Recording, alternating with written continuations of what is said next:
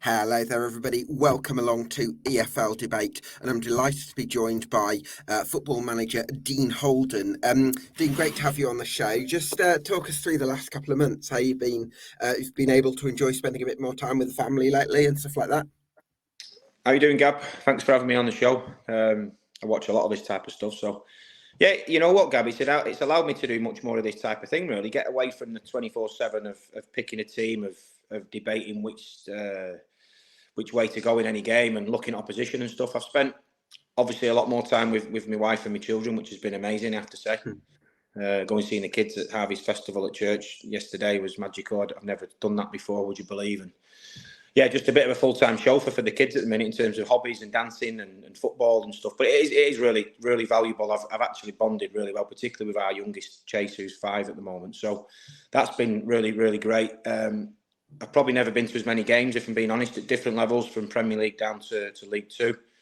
I've done a few things with the LMA, which has been great. You know, they've been in touch, very supportive, and, you know, some of these leadership masterclasses and things like that. So bumped into John McDermott at Old Trafford, who's essentially the top dog at the FA, and he was very kind and offered me to go into the FA and speak on some of their pro-licence courses around management, around managing upwards and leadership and all these fascinating subjects. So essentially, I don't feel I need a break at all, because it was only 5 games into the season that I was actually sacked at Charlton, wasn't it? So I don't feel I need, like, mentally or anything like that, I need a break. In fact, I want to get back in at the right club. More than that, it's just keep learning, you know, because when that call comes, if that call came in the next hour, by this time tomorrow morning, I'd be speaking to a new group of players, new group of staff, trying to build the culture straight away from day one, speaking to the media, obviously, and that. So it comes at you really quickly. So, yeah, learning, watching games. I'm fascinated by Brighton at the moment. I've got to be honest, I fell in love with them a little bit when I saw them at Old Trafford a couple of weeks ago. So, very excited about getting my teeth into this next opportunity. Yeah, absolutely. What do I need to understand, Dean, about your background and influences and things like that in order to understand how your mind works and what makes you tick as a coach and as a manager? Bloody hell, Gab, how long have we got for that? I think obviously your background is growing up. You know, my family situation, grew up couldn't have had a better upbringing. We didn't have a lot, I'll be honest, growing up in Swinton, in Salford. 3 streets away from my wife that I ended up marrying nearly 20 years ago. We live around the corner, would you believe? So very stable sort of home life. My dad's one of them, never had a day off work. You know, you've got to fight for everything you've got. You've got to get out there and never make an excuse, never have a blame culture. Look within first and foremost before you look outside at anything else, and never make any excuses. So that was sort of ingrained into my early upbringing. And then through my managerial and my coaching career, that was essentially stuff I'd learned from being a player. You know, top managers. Big Sam Allardyce gave me my debut at Bolton at the turn of the century, which sounds like it was a long time ago. Worked for some great managers along the way, and then ended with Dean Smith. The book ended with Big Sam at the beginning and Dean Smith at the end, who gave me an opportunity as a player coach at Walsall, which I'm forever grateful for, because it was just after obviously tragically losing my daughter 11 years ago. So back in 2012, I was out of contract. Dean gave me an opportunity that other managers didn't do, and I, to be honest, I don't know where I'd be right now without that. So I learned a different way under Dean at Walsall for them 2 years. Him and Rich O'Kelly were outstanding in terms of they showed me something I believe in. He's such a funny guy, isn't he, Rich O'Kelly? On the table, I'm sat at home here. There's loads of all the kids' stuff. There's plasticine there. There's kids' figures and stuff. And that, Rich, if he was sat here now, would be using them as tools to talk around systems. You'd be having. He's literally grabbing, and any of the lads listening to work with him will understand. He'll grab the yogurts and he'll have a knife in his hand and a glass of water. Yeah. So, No, I've had coffee with managers where they're sort of doing setups with like spoons and salts and, you know, explaining set piece systems and things like that. I just just one of the, he's such a passionate guy, Richard, isn't he? I spoke to him end of last week actually. So again, a great guy to keep in touch with. I was with Dean at an LMA event as well last couple of weeks ago at Old Trafford. So yeah, it was that really. It was learning. To be honest with you, a lot of the stuff I learned as a player was quite a bit of poor practice in terms of what I saw. Some magical moments where I thought I'm going to hold on to that when I'm a manager or a coach. I'm going to use that. But there was a lot of stuff along the way, particularly when I was, after the injuries he had, I was playing down in the lower leagues. I saw a lot of poor practice, to be honest. And in terms of on the grass, in terms of the way players were treated, in terms of all kinds of things off the pitch. So that obviously plays a part into how you are as a coach and a manager. For me, when I stopped playing, I very quickly, I never got to the end of the season and had the closure of putting my career to bed and becoming a coach. It was mid-season. So very quickly, I went from being an old player at 35, as you classed as, to a young coach. And that was a steep learning experience. A couple of players I'd played with who I was now coaching. You know what, Gab? The biggest thing, you have to be true to yourself. And a lot of the advice I've been given has been, now you're the manager, you've got to play up to a certain role. And to be honest with you, I don't agree with that. I think you've got to be true to yourself, whatever that is, because players sniff it really quickly, Gab, really quickly. So I think your personality changes. Of course it does. Now I've got to start picking a team, dropping players, releasing players at end of contract. Never shirked a big decision in all the time I've been a manager. But I just believe there's a way of going about that. And, we had that at Charlton. We had a magical thing going in terms of the culture, in terms of the working environment. The players were so on board with the staff, the way we were working. The supporters were certainly on board. And that was why it was disappointing to lose my job after, we won the first game against Orient and lost the next 4 by the odd goal. But the stats underlying it were very strong in terms of second in the league for chances created, good chances.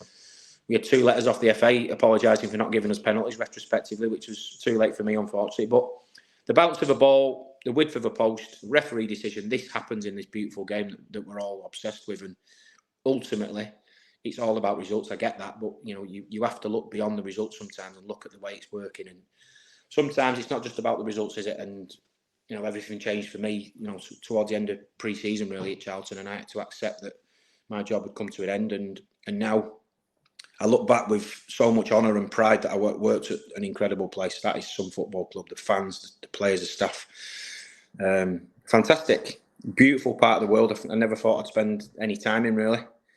And I miss South London, I'll be honest with you. So now it's about looking forward. It's not about sitting in this space of anger and bitterness. And as I say, nobody's going to feel sorry for Dean Holden. I've got to get me off my backside and make sure the next opportunity is the right one. It's aligned with the ownership, with the right through the manager, right through to the kit man, and everybody's on board and wants the same thing. And as I say, when you've got that going, that is a really powerful thing.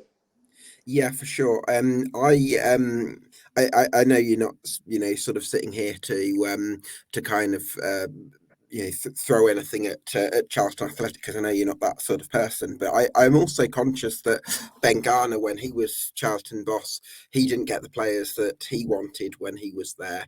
And I suppose I look at the squad, although there were some good signings, I would say a lot of them, a lot of your better players were out injured as well. It was a bit of an imbalanced squad, and you look at it. Before the season, Dean, I was so excited to see Scott Fraser, Panicha Kamara, and George Dobson play together in midfield. I don't think you had that once when you were in charge. So, and then obviously you had the Lieber injured as well. So lots of different things going against you, I suppose. Yeah, Scotty was a big miss. He got injured right at the end of the first game against Leyton Orient. Miles, unfortunately, got injured in the first game of pre-season. He's only just returned, which is a great sight, I have to say, seeing the big man back in action and alongside Alfie May. Big Chuck Saniki's now back. He wasn't far away. Love Chucks to bits. Love him to bits. Great to see him back out on the pitch. Tyrese Campbell was another one as well, and one or two others. But you know what, Gab? It happens. That's the job of. It's a job of football management. You have to navigate. It's never going to be perfect where you've got your full squad available and everything's going great. That you have to accept that. What you hope is that you get the time and the patience. Obviously, when you do lose some key players, and as I say, particularly when you know things are going really well, it's just the bounce of a ball where you're losing a late goal or whatever through a mistake and stuff. So, but I've got no regrets, none at all. I've worked for some. When I look back, I started my playing career at Bolton Wanderers, fantastic football club, steeped in history, and in my coaching, I've been to Bristol City, fantastic club. Stoke City, wow. I mean, that is a proper club. I had 18 months there, and obviously Charlton Athletic as well. So Walsall to start with, and Oldham in between. So I've worked for some really good football clubs. I'm very grateful for that. And you managed at Old Trafford as well, which must have been an amazing moment as someone from Swinton. Yeah, magical, surreal. My dad's been going for 60 odd years. I've got a season ticket there myself. I think everybody's bored of that story of that night, but it was great for the young players playing it at that level. And Eric Ten Hag was very, very gracious in terms of the way that we set the team up. He spoke in detail after the game to me about how we'd not gone there and just sat behind the ball and wanted to counter-attack them. We that second half, we went in at 1-0 down and it was tight margins. The second half, we went right after them and we were the better team until he brought his three superstars on and ultimately we lost the game late on. But It was a real good experience. Again, you're looking to learn all the time off these sort of guys at the elite level, and that's the level I want to be obviously be managing at in the future. So you have to take every experience, good or bad, and use it at your disposal and use it in a positive way. There's no point, as I keep going back to, there's no point in feeling sorry for yourself. Nobody's feeling sorry for Dean Holden. And I don't want them to, by the way. It's about using that vital experience, and it is vital because every football club's different. Every football club's run completely differently to the next one, and understanding the real fabric of the club, the history, getting to understand what the supporters are all about. Bringing everybody together. That's aligned with a good team on the pitch. That's a really special, powerful thing. Yeah, absolutely. Talk to me, Dean, about your time at Bristol City, because you're in a really good position there. Won a couple of Manager of the Month awards, won your first 4 games, and then you obviously had an injury crisis, an average of 8 at a time, 17 at its worst, and still, despite that, were sort of seventh on goal difference at that time, which when you look at it and where Bristol City have gone since, where actually afterwards they actually dropped back a bit further before having a big rethink where they've made a couple of big appointments upstairs, changed their sports science regime, and even now they're sort of mid-table in the Championship. You must look back at what you did at Bristol City with an element of pride. Yeah, very much so. I mean, I'd had 3.5 years working with Lee Johnson as an assistant, then got the gig myself. And you know what? You're right. I remember it was just under 3 years ago. We went to QPR. We beat QPR at Loftus Road to go second in the Championship. And you just said it there. Looking back on that 30 games as I had as the manager, we averaged 8 players missing per match day squad through different reasons, through injury and whatever else. It was on the back of COVID. And you're right, Brian Tinian's been a fantastic appointment as a sporting director, technical director there. Really solid appointment from Steve Lansdowne. And when I left the club, as I said there, we went second top at Christmas, and then we had a bad 5-week period where we had 17 players out. We were using youth team players, but we'd had to recall a couple of players that we initially sent out on loan and had to bring them back just to fill the squad. And unfortunately, at that time we lost 4 games on the spin, and my time came to an end in February. And we were joint 7th in the Championship. So you feel a little bit hard done by at the time, but as I say, you've got to pick yourself up and go again. So I spoke to Steve Lansdowne at length actually around a year or so after leaving. And we had a fantastic conversation. I've got so much respect for the way that he's ran that football club, and he actually said he regretted allowing that decision to let me leave. Obviously it was taken by somebody else at the time because of COVID. Steve was stuck out in Guernsey in the bubble as it was then for COVID. So it was a shame it came to an end, but I know I'm well capable of managing in the Championship. As I say, we did a really solid job, and that was bringing through Antoine Semenyo, and Tommy Conway was on the scene. There were some really, really good young players coming through the system at the time. Alex Scott was another one just about to make his debut when he unfortunately the guy who was living with got COVID. His landlord, and he ended up in the bubble, and but we had him in and around it, and again a very special time. But I know, as I say there, I mean, I've left obviously a League One club recently. I know I'm well capable of managing in the Championship, and there will, unfortunately for managers, there will be opportunities coming around, and hopefully if I get the opportunity, then I can take it. Yeah, I'm sure you will. In terms of managers that you've worked with, Dean, obviously you mentioned Lee Johnson there. You mentioned Dean Smith when you were at Walsall as an assistant. What do you feel you've learnt from some of those managers in your coaching career? Michael O'Neill, we can't go without mentioning as well. Of course, yeah. Having left Bristol City, went to have 18 months with Michael as an assistant. I felt at that time I got a couple of opportunities as a manager after leaving Bristol City, and that was just over 2 years ago. And I felt there was still, as there is now, things you need to keep learning. But I felt at that time Michael was great. I had a lot of autonomy working with Michael in terms of he really valued my opinion on all matters on and off the pitch. I did a great deal of coaching as well alongside Rory Delap, and that really benefited me. Brilliant man manager. Lee was younger than me, so we were learning together. A fantastic coach first and foremost, very good on the grass tactically. He sees the game very clearly and what he wants. Always new sessions on the grass and very, very detailed. So Dean, for me, it was probably certainly as a man manager, as a leader, was right up there from anything I've seen before in terms of it's unbelievable, you know, because when you have a relationship with players and the staff, and they know that you actually care for them, they know that what you're saying to them is designed to help them, as opposed to just letting off steam after, say, a defeat and stuff. You get more from them in that way, because then you're allowed to have you can have a straightener with someone. It's like your kids; they know you care for them. It doesn't stop you shouting at them in times when they do things that you don't agree with. Yeah. But they take it on board, and they know the reason you're giving them a bollocking or whatever. You might have to bleep that out. Apologies. Is because you care for them, rather than just because you're an angry manager who's letting off steam because you've lost a game and you're going to get questions from the owners. Well, it's actually, just to jump in on that, Dean, it's really interesting you mentioned that, because I remember seeing a talk, might have been at Birmingham University actually, with Dean Smith a few years ago, and he was saying that actually he doesn't go into the dressing room after games, or maybe even at half time, because it's like he likes the messages to go in sort of when players are in a different headspace, where it's not quite as raw and it's a bit more technical, and players maybe have a bit more space to take in what he's saying, as opposed to going in when it's when emotions are a bit high. I wonder if you've sort of taken elements of that into your own managerial career, or are you a bit more get straight into the dressing room? No, I think certainly at half time there's a period, a couple of minutes where I always go and speak to the analyst. The analyst has been up at the top of the stand. They've got different views sometimes on what we see in the dugout, and sometimes we like to use video clips at half time, so you need to obviously get your eyes on them and make sure the details correct before speaking to the players. It allows sometimes an argument in the dressing room between the players or whatever's going on, and then it settles, and then naturally you can come in. The important thing is that it's constructive. Sometimes you need to go in. You might not be able to see on the camera. I don't know why I always do it with my right hand, but sometimes the tactics board might get knocked over at half time, and sometimes you need to raise the levels of. They might just be a little bit just out of sorts, and the performance hasn't been good enough, and you sometimes need to rattle them a little bit. Not too often though. It happened a lot to me as a player. Sometimes it just wears off. It just looks like the Barry Fry throwing the teacups every game is a little bit out of date now, isn't it? I wouldn't say out of date. I still think the old school can be used at times. I just think that, with modern young players, you've got to get an understanding of what it is that what makes them tick.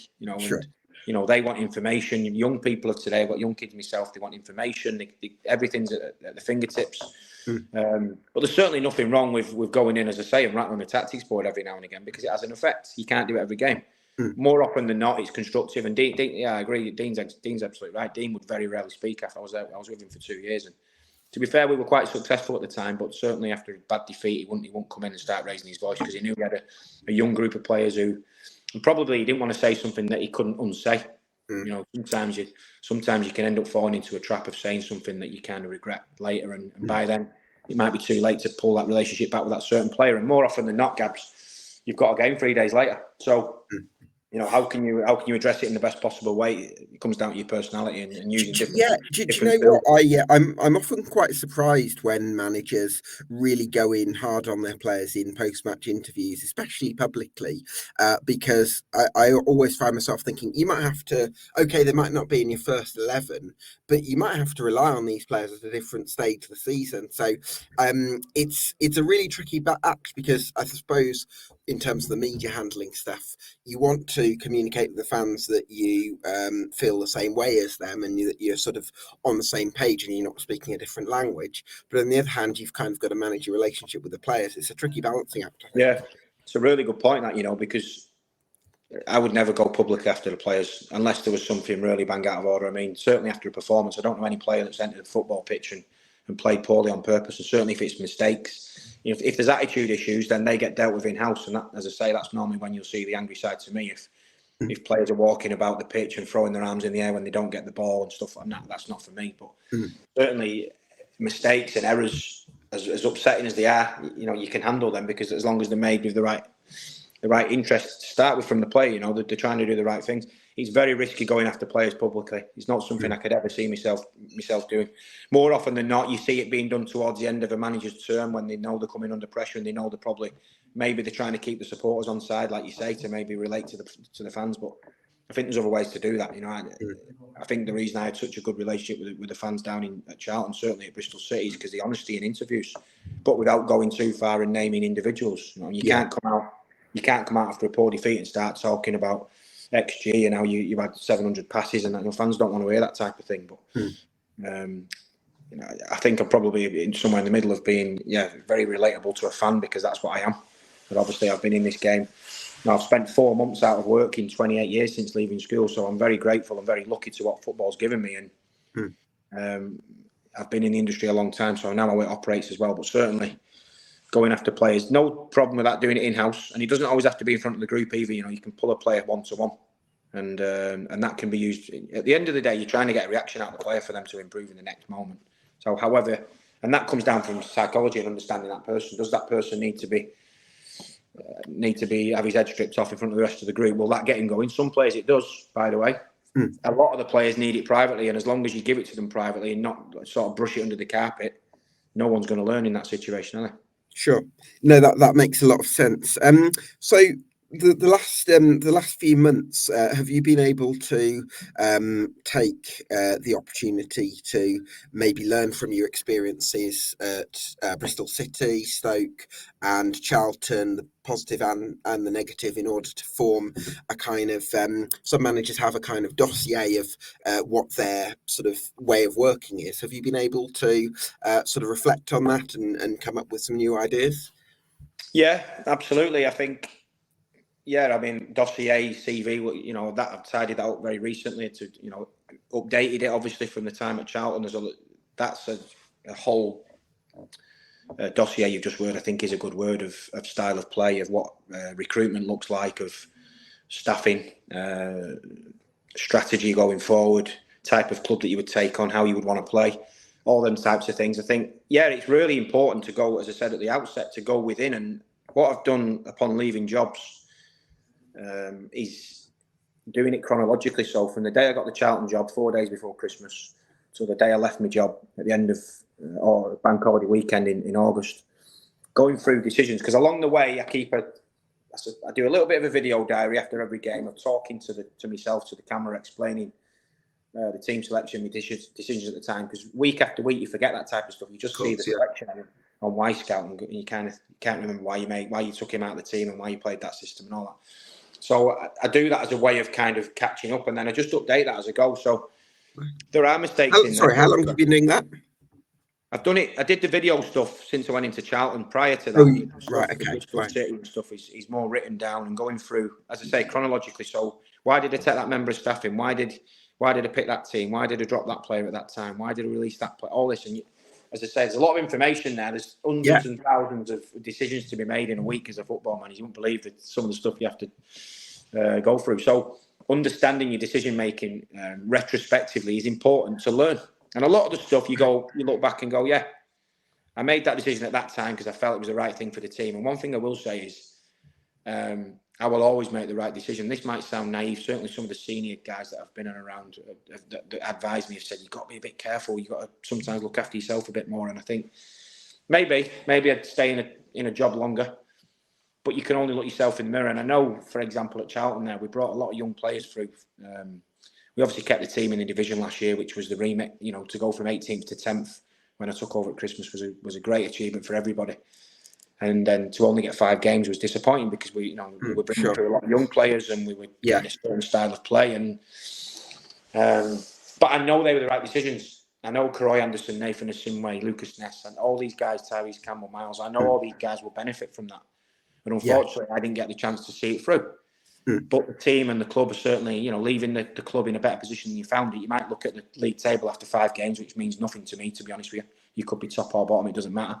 I think leaving the club in a better position is what you look at. And, the fans were disillusioned for 10 years, apart from the Lee Bowyer promotion season 5 years ago, but we brought everybody back together. And that, I look back on that with so much pride, you know what I mean? Yeah, absolutely. I'm really interested in that sort of video recording. I don't know how many managers do that, but that's such an interesting way of reviewing decisions that you've made in the past and then sort of taking some of the lessons from it, because there's some occasions where you'll think that was a really good decision. I got that one spot on and I'm going to apply that logic going forward. Or you think maybe with hindsight, I might have done things differently. And then you've got the knowledge going forward. So you're constantly getting better because you're adding new knowledge and wisdom, I suppose. Yeah, what I found on the back of the particular Bristol City tenure is the information was there. there wasn't a lot of context to it. So, for example, I'd leave Callum O'Dowda out the team because I changed system, for example, and gone with Famara Jeju up top. And there was a bit of detail around that because Callum had missed 2 days of training. He wasn't quite ready to play 90 minutes and Famara, whatever. But the video stuff it gives context through, as we can see right now, with tone and energy, and that you can get a real understanding of where your mind was at that particular time. So I've just found it really beneficial because ultimately it's about making sure I'm even better in the next job than I was in the last job. So maybe it's a bit geeky or whatever, I don't know. But I like it. Trying to use the time obviously as I miss management. I swear, I'm absolutely obsessed with it. I love it so much, and I just, as I say, I don't want to jump back into the next opportunity just because there's a job in there, because that's the last thing I want to do. You know what I mean? I want to go into somewhere I really believe it can make a difference. Sure. I suppose you would say that you've been quite unlucky with your previous jobs, but I suppose you're long in the tooth enough to know that, you know, even if that's true, even if you did do good jobs at Bristol City and at Charlton and were unlucky to have the circumstance, it's not the same as actually going to the end and sort of achieving something at either of those clubs. So I suppose it's important, I would suggest, that at your next job you do have an owner that just gives you the backing to see out what you want to try and do, because otherwise it can add up to a reputation, I suppose, that might be unwarranted. I love your honesty, Gabs. I have to be honest. Yeah, you're absolutely right. But you know what? You don't quite know who that owner or what that football club structure is until you really delve a little bit deeper and you're in the job. As I say, I've got no problems at all with what's happened to me in my career. It is what it is. Life, sure. Is such. You know what I mean? Like that's life. I'm not certain that sitting there feeling sorry for myself at all. Charlton have gone on to win some games. They've got key players back from injury, and they obviously made quite a few signings on deadline day after dismissing me, and good luck to them. I really hope they go on and do well. Yeah. I think it's a good time for me to look at the next opportunity and think, okay, what is it that I really want? What do I want to achieve at the end of it? And I know it's difficult, this, Gabs, because it's obviously public and we're talking in an open forum, and I'm not the sort of guy that puts myself out there and is on Sky Sports Saturday every weekend talking, for my profile, and maybe I should do that a bit more, I don't know. But I certainly know deep down in here that I'm a very capable manager. I know the way that I operate as a leader, the way I can bring people together. Yeah. When it No, was by the way, I know a lot of managers who are like that, where they're really good managers, but they don't market themselves because they don't sort of they don't have that kind of self-promoting mindset. And I think on the one hand, that's a really admirable trait because it means that you're coming from a place of purity and you're genuine. On the other hand, sometimes you need to be a bit more marketing savvy and sort of promote yourself a bit more, because that's how you get yourself onto the stage, and that's how you sort of get noticed more. It's double-edged sword, I think. Yeah, I think you've probably seen from my socials recently, I'm promoting a bit more of the stuff I've been doing because I think it helps other people. I think people are really interested in what happens to a manager when they see the yellow ticker on Sky say such and such has been sacked. Like, what happens in the next 24 hours? What does that look like from the family situation? How do they go home and tell the family, the wife? We were at a family fun fair. The kids were on the trampoline. I had to go and tell my wife. I think fans and people in the industry find stuff like that. Sorry, they didn't call you in and have a meeting. They told you. Yeah, no, I got a phone call on Bank Holiday Sunday, but there's no easy way of dismissing someone. That sure. That was how it happened, and okay. I'm not even focusing on that anymore. It was just. Okay. But I do think that people in the industry, because I know I would as a fan find that fascinating. Like, what happens when so then you've got to get back to your apartment and clear up your apartment. And logistically, there's a lot to go. We were about to buy a house down in South London. We'd made the decision we were in. My son had just left school, GCSEs. My oldest, he was about to go into the academy down there. So it affects, and I can deal with it because I'm a football person. It's difficult for the kids and the family. But like I said to you before, my wife's very much around. We'll go and get a normal job then if you don't want the highs and the lows. And I certainly don't. I thrive on this. Because, there'll be certain questions asked of me. To go back to your previous point, what level can Dean Holden manage at? So, that just keeps the fire burning inside of me, knowing I can go and prove people wrong. I've done it my whole career, my whole life. So that's the reason I promote stuff like that, because I think it's interesting to say, right, how come he's gone to that leadership there, what did that entail? Who was he speaking to? And you're ultimately trying to get it out there how you're trying to help other people, aren't you? It's such an exciting industry at the moment. It really is. I mean, Graham Alexander, he was manager of the month in August. He won 4 out of 5, I think, and then he didn't win. I think they drew 4, lost 4, and he's out of a job very quickly. Yeah, I mean, I think at MK Dons they hadn't been playing particularly well in August, and stylistically, I think there's probably a question mark. I think they went away a little bit from there, but I understand the overall point that it's such a precarious industry, and I think in one way that favours managers because it means that there's more openings that come up, but on the other hand, it does mean that it's quite an unstable industry because it's very difficult to have a settled family life when you're moving from place to place, and it can get a bit messy sometimes. Yeah, I think there's something really dangerous at the moment in terms of where the industry is at in terms of short-term sackings, because this is nothing to do with me, this is just in general. Of course, yeah. As a manager now, I signed a 3-year contract in April, and obviously was dismissed in August, end of August, September. So what can happen is managers can go in there and sign a 3-4 year contract, and they know deep down they've probably got 5 or 6 games at the moment. Like, that's literally how it's getting. So what does that do for the decision making of that person? Does that mean do they constantly looking to just win the next? Now, we're all trying to win the next game, of course you are. Fans want that, everybody wants that, but there's sometimes a bigger picture. As I say, you might be at a club as we were at Charlton, you're trying to bring the academy players through, and you're trying to embed them into the team so that next season, hopefully when we get promoted, if we don't do it this year, we're in a position to really go and push. Like you've seen at Sunderland in the Championship, fantastic young team that can really compete. Ipswich last season have gone up. They've added a few players, not many. They can go again. But managers going into jobs might be thinking, well, I'm not really interested in what happens in 3 months, 6 months. I'm interested in staying in a job right now. And that might mean looking after themselves. And I think that could go against, the alignment of the club. And I think for me, I will always make the right decision for the club. You make the right decision for the employees that you're there at the time. And that, again, might sound ridiculously naive, but I think you're paid by a football club to leave the club in a better position than when you find it, however long you're there for. That for me is the thing that you pride yourself on. Yeah, absolutely.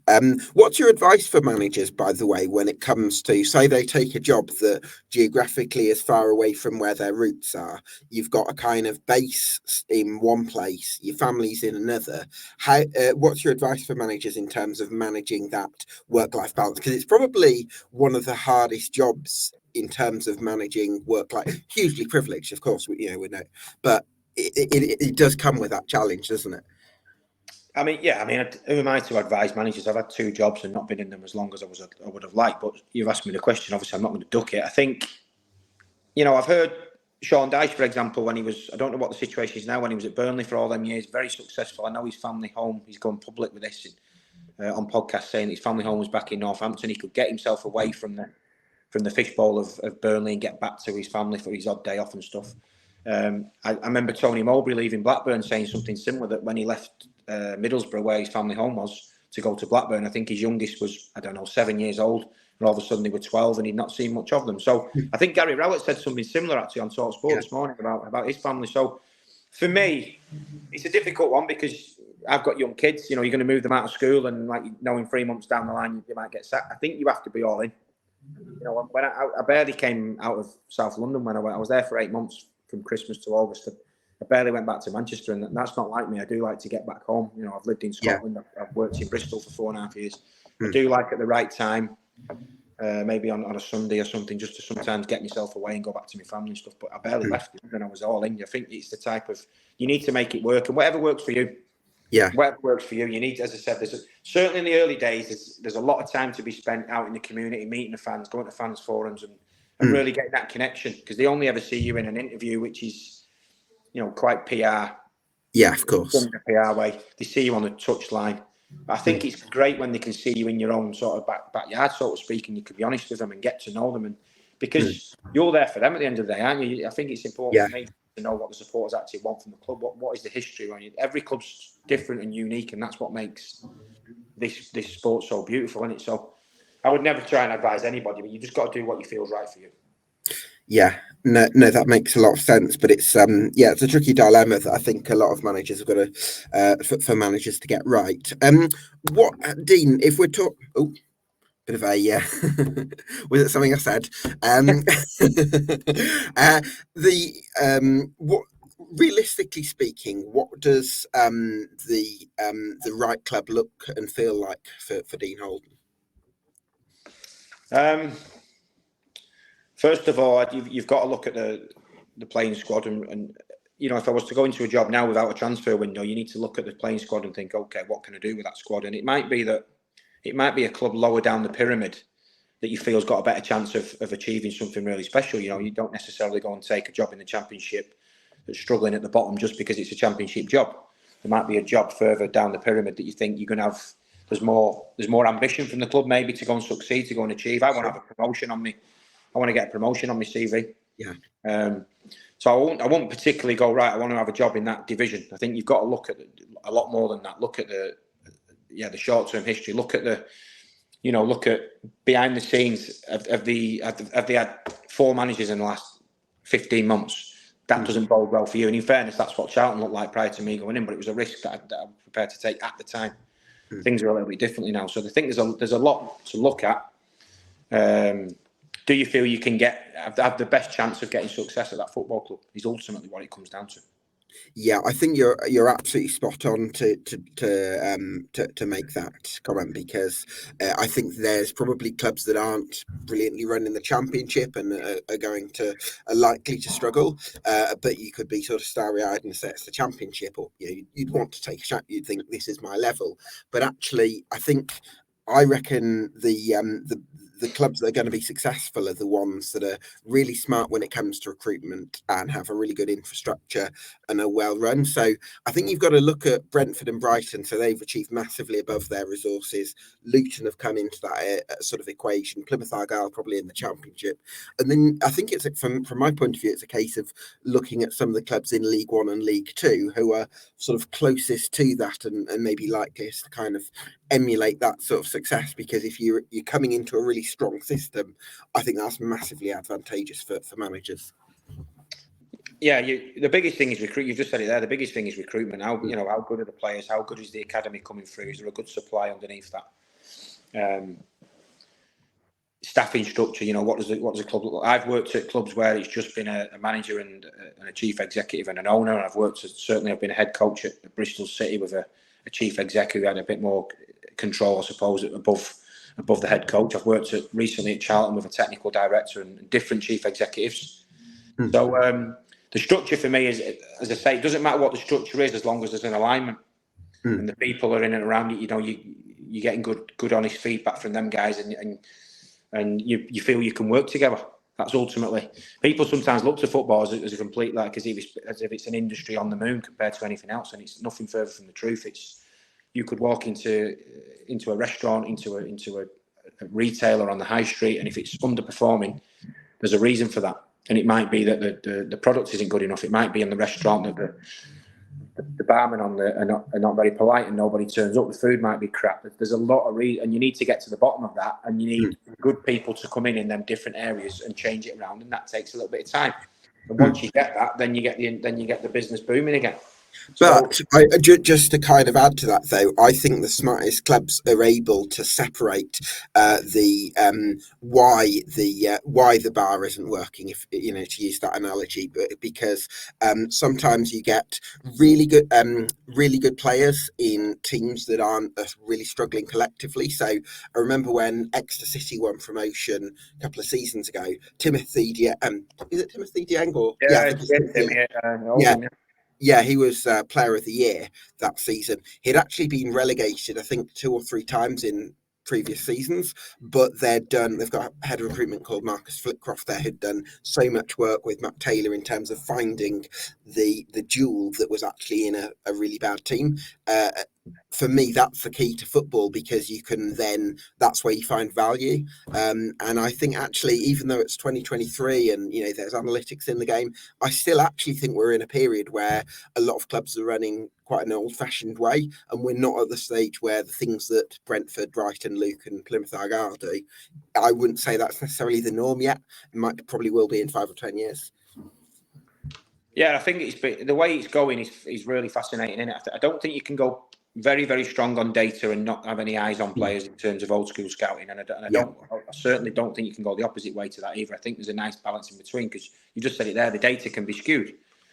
Ultimately, you're trying to find players who can relate to each other. So it's not, we've seen it with the Galacticos all them years ago at Real Madrid. It's not a case of just trying to get the best player in every position and throwing them together. There's got to be, what's your culture behind the scenes? How are they going to operate? What type of character? You can't get that. And as far as I'm aware, there's no data company in the world that can give you an honest account of somebody's personality and their upbringing. And ultimately, that's why sometimes players don't settle into certain clubs. We had a good example at Stoke. We signed a boy from Brighton on loan on deadline day. Didn't quite settle in, went to Rangers, did really well. So sometimes players don't fit into certain clubs. And why is that? And there's all kinds of reasons. So that's why recruitment is the most important part of any football club. You get the right people in the door, and I'm talking people as in off the pitch, and you get the right player to go along with that personality. And, is that one of the things then, Dean, that you would ask about clubs if you go in for interviews, to talk to them about what their recruitment process is? Very much so, yeah. I mean, I've only had a few interviews, to be fair, and in my time, and you obviously have questions that you want to ask of them as much as they want to ask, certain things of you, and that's obviously one of the biggest things. What does that look like? Who's in charge of it? I'm not the manager that wants to be in charge of all recruitment, certainly, because there's much more to it nowadays. You have a department of a group of guys who work very, very. They're normally the hardest working people at the club. The analysts behind the scenes are pulling all the data together, watching games, bringing shortlists to you for certain players for certain positions. Obviously, as the manager, you want to have the final say on who comes into the team, into the door. But there's certainly a bigger thing going on behind the scenes. And you just, as I say, I think not just with that department, with all the departments, you want an understanding of what are you in control. If you're a head coach, it might be slightly different than if you're the manager. But as I say, I've worked in both types of structures. Yeah, absolutely. Dean, you mentioned at the beginning that you had managers during your playing career that said certain things to you that you sort of thought, I'm going to hold on to that. Can you sort of elaborate a little bit on that and talk about some of your influences during your playing career? Yeah, like I said before, I mean, Sam Allardyce at the very beginning was so different because he gets this sort of title, done. He's a dinosaur because of his voice and all, and his personality.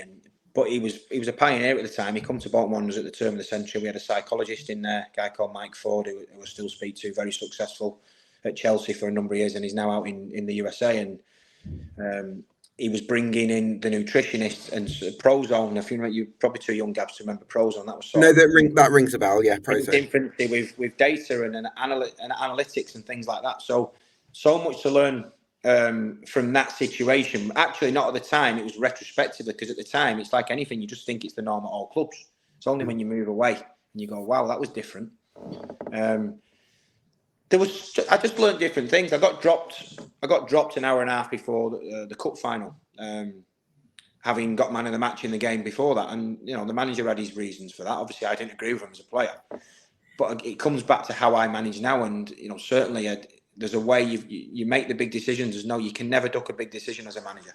But I believe there's a way of making them decisions, and as much as you can, you try and be honest with a player. There's nothing worse than being lied to, which I had at times in my career as a player. Yeah. You want honesty. And you want brutal honesty. Sorry, just by the way, I think most players are like that as well. I think they want to be told the truth, and they can sort of disagree with the manager. But I think if the manager's straight down the line from the middle, from the beginning, I think players kind of respect that, really. Yeah, I've had some really good feedback from the players at Charlton in particular who were out the team, who actually let go at the end of the season, let go in January, and it's them. They're the guys that you'd like to get the respect of, because the ones in the team, it's easy now. They're in the team. They know that they're playing every week. They know how much you value them. So that adds to the culture of the football club, because you can't just focus on the 11 so-called starters at any one time. There's a whole group of people that you've got to make sure feel respected, and it's not about keeping people happy or anything. It's about respect. If you lose 3-0 one game, you might not necessarily, you're going to make 4 changes to the team. Say you might not necessarily speak to them 4 players because they played poorly, and sometimes you just roll with it. Other scenarios, a player might be playing well, but your captain's been out injured for 2 games, and you've got to bring your captain back in, and there's a way of delivering that to this key player who's played really well for 2 games, but he's going to come back out of the team. There's a reason for that, and I think if you can be honest with them about that, again, they probably won't agree with it. They certainly feel more respected about that rather than just hearing it in the team meeting, like they see the team go up and they sat there boiling, going, "Why am I not in the team? I played really well." Again, that comes down to your personality and your beliefs, and a lot of it, as I said before, comes from stuff I saw. I was released from a club once and found out on the internet rather than being told by it. So all these things, they just sit with you, don't they? Yeah. And then when you get an opportunity to be the number one or the leader or the gaffer, whatever you want to call it, you have to. I believe you have to do it in a way that is what you believe in, to your personality. And who says what I do is right or wrong? I'm out of a job at the moment, but I certainly believe, given time at the right football club, I could make a big difference for sure. Absolutely. Well, Dean, it's been such a pleasure to chat and sort of pick your football mind. So it's been great to have this conversation. And thanks very much for joining us. Thanks, Cabs. This has been EFL Debate. Thanks to you for watching at home, and we'll see you again very soon.